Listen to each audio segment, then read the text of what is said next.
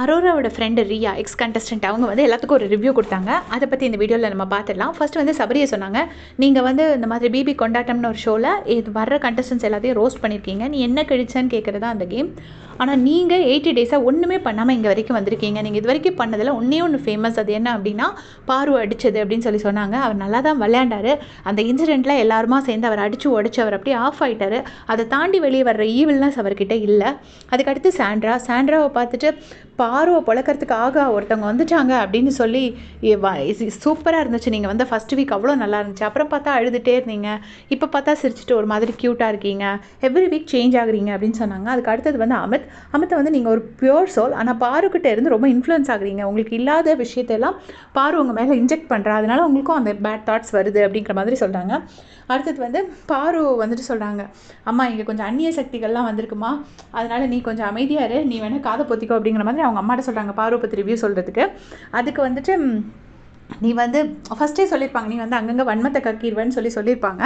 இப்போ என்ன சொல்கிறாங்கன்னா, நீ நிறைய வன்மத்தை போடுவேன், இங்கே போய் எவனை தூக்கலாம், அங்கே போனால் எவனை தூக்கலாம், இந்த பிளான் போச்சுன்னா அங்கே போனால் என்ன பிளான் பண்ணலாம், இப்படி ஒன்றுனா செய்வேன் அப்படின்னு சொல்லிட்டு ரியா சொல்கிறாங்க. அப்போ அவங்க அம்மா சொல்கிறாங்க, அதுக்கு பேர் நுண்ணறிவு அப்படின்னு சொல்கிறாங்க.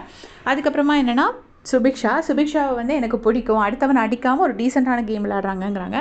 கனியக்காவை வந்துட்டு கனினா ஒரு கைண்ட் கனி அப்படின்னா, அப்புறம் வந்து கோளாறு கனி அப்படின்லாம் கொஞ்சம் கனியாக மாறணும் அப்படிங்கிற மாதிரி சொல்கிறாங்க. நீங்கள் இந்த ஒரு மதர்லி நேச்சர் உள்ள ஒரு பர்சன் அப்படின்னு சொல்லிட்டு கனியக்காவை சொல்கிறாங்க. அடுத்தது திவ்யாவை சொல்கிறாங்க. திவ்யா வந்து நீ ரொம்ப க்யூட், நீ ஒருத்தரை பண்ணுற ப்ரெடிக்ஷன்ஸ் எல்லாமே சூப்பராக இருக்குது. And Divya Arora combination and Ghani Arora combination ரொம்ப நல்லாயிருக்கு. பட் ஒன்று என்னென்னா, நீ ஃபஸ்ட் வீக் வந்து கேப்டன்சி டாஸ்க் அப்போ நீ கத்திட்ட, கேப்டனாக இருக்கும்போது நீ கத்திட்ட, அது இப்போ வரைக்கும் நீ சொல்லிட்டு இருக்க அப்படின்னு சொன்ன உடனே பாரு வந்துட்டு டேப் ரெக்கார்டர், உடஞ்ச டேப் ரெக்கார்டர் அப்படின்னு சொல்கிறாங்க.